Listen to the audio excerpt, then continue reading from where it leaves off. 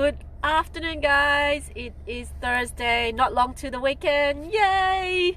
So just want to jump on since it is now coffee time. Love my coffee. It's almost 2 o'clock. I usually do my 2 o'clock coffee.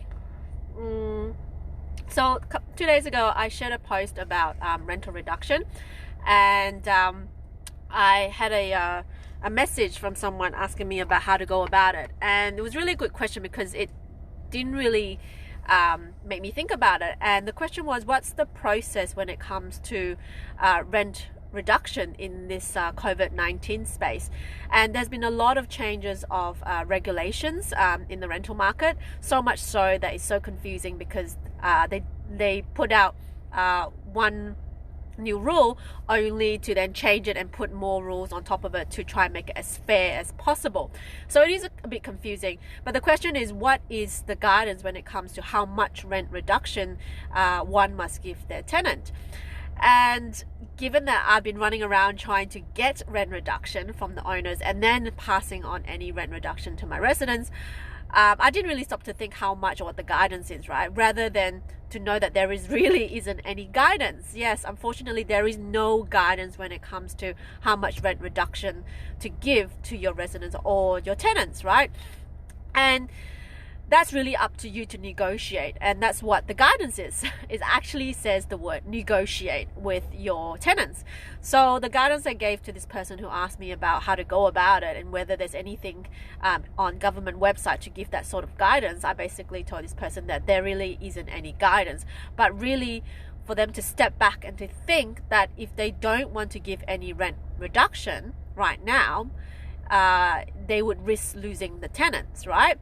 So what I advise is, go on realestate.com, have a look what is the market rental, and if they were to lose this tenant, how much would they get for a new tenant to come in? And is it going to be the same or not? You don't really want to be losing a tenant right now, given it's the worst time of the century to be looking for a tenant, I think, especially in the metro areas in Sydney.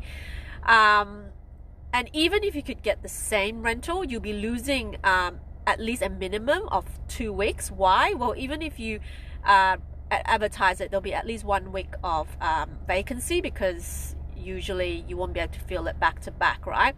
And then after that, you still need to pay another week of rental lease management fee or letting fee to the agent. So really you're losing 2 weeks, okay, as a best case scenario.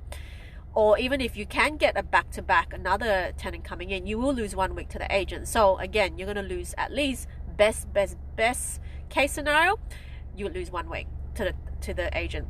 So you got to really think, if you are prepared to lose a tenant, calculate how much is it if you were to lose 2 or 3 weeks of rental. Can you pass on those savings to your current tenant? Because if they were to leave, right, it's about 2 to 3 weeks rent you're going to lose, right, on the best case scenario. Now, if you were to actually pass on those savings to your current tenant, and you could divide that savings over a span of 2 months or 3 months to at least keep them there and they're happy, and then when they are back on their feet, they will continue to pay your normal rent, because it is a hassle to keep moving around anyway. And if they've reached out to ask for a rental reduction, it basically means they kind of want to stay rather than go, when there's really a lot of bargains out there. So I think regardless of what the regulation says, I think you would need to use a bit of common sense, and also to have a look that, common sense, regulation might say you don't need to give that reduction, but well, it's a free country, they could leave, right? And when they leave, you will be left out of pocket. Just for the sake of principle, you don't want to give that rental reduction, but you would lose rent. So you might as well pass on the savings to your current tenant, keep them there, less hassle, and everyone's happy, right? Well, when I say everyone's happy, well, you're happy because you're not, having a vacant property for weeks. It's pretty hard to find tenants right now. Why? Because the international borders are closed, and they will be closed until 2021, the last I heard on the news, and only international students and long-term travelers or visitors are allowed in. I don't know what that means, long-term travelers, whether it's people who are semi-residents who live here are actually allowed in, or maybe expats, I don't know. So the international borders is officially still closed. So demand for rental properties is down for sure, and I'm still feeling the pain. So so if you are faced with a request for rent reduction, I think you need to think hard and think fair to say, if you were to lose that tenant, best case scenario, you